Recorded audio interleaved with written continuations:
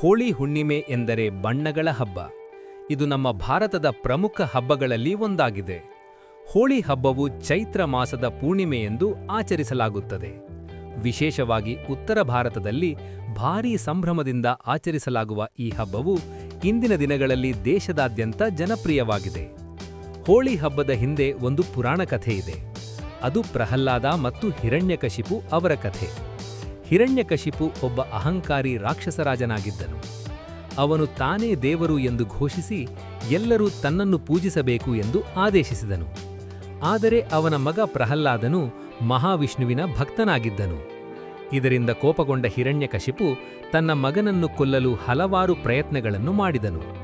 ಅವನ ಸಹೋದರಿ ಹೋಲಿಕಾಗೆ ಬೆಂಕಿಯಿಂದ ಸುಡುವುದಿಲ್ಲ ಎಂಬ ವರವಿತ್ತು. ಹೋಲಿಕಾ ಪ್ರಹ್ಲಾದನನ್ನು ಮಡಿಲಿನಲ್ಲಿ ಕೂರಿಸಿಕೊಂಡು ಬೆಂಕಿಯಲ್ಲಿ ಕುಳಿತಳು. ಆದರೆ ಭಕ್ತಿಯ ಶಕ್ತಿಯಿಂದ ಪ್ರಹ್ಲಾದನು ರಕ್ಷಿಸಲ್ಪಟ್ಟನು. ಹೋಲಿಕಾ ಸುಟ್ಟು ಭಸ್ಮವಾಯಿತು.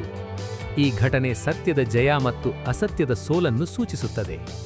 ಹೋಳಿ ಹಬ್ಬದ ಮೊದಲ ದಿನ ಹೋಲಿಕಾ ದಹನ ಆಚರಿಸಲಾಗುತ್ತದೆ.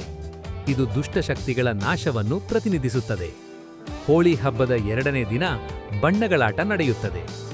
ಮಕ್ಕಳು, ಯುವಕರು, ಹಿರಿಯರು ಎಲ್ಲರೂ ಸೇರಿ ಬಣ್ಣಗಳನ್ನು ಎರಚಿಕೊಂಡು ಹರ್ಷಭರಿತವಾಗಿ ಹಬ್ಬವನ್ನು ಆಚರಿಸುತ್ತಾರೆ.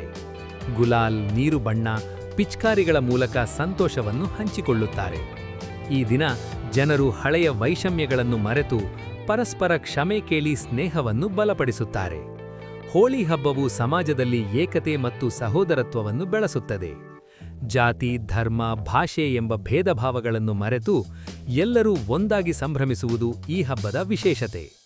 ಇದು ನಮಗೆ ಪ್ರೀತಿ, ಶಾಂತಿ ಮತ್ತು ಸಹಕಾರದ ಸಂದೇಶವನ್ನು ನೀಡುತ್ತದೆ. ನಮ್ಮ ರಾಜ್ಯ ಕರ್ನಾಟಕದಲ್ಲಿಯೂ ಹೋಳಿ ಹಬ್ಬವನ್ನು ಸಂತೋಷದಿಂದ ಆಚರಿಸಲಾಗುತ್ತದೆ. ಗ್ರಾಮಗಳಲ್ಲಿ ಜನರು ಬೆಂಕಿ ಹಚ್ಚಿ ಹೋಲಿಕಾ ದಹನವನ್ನು ಮಾಡುತ್ತಾರೆ. ಮನೆಗಳಲ್ಲಿ ವಿಶೇಷ ತಿನಿಸುಗಳನ್ನು ತಯಾರಿಸಲಾಗುತ್ತದೆ. ಮಕ್ಕಳು ಬಣ್ಣಗಳೊಂದಿಗೆ ಆಟವಾಡಿ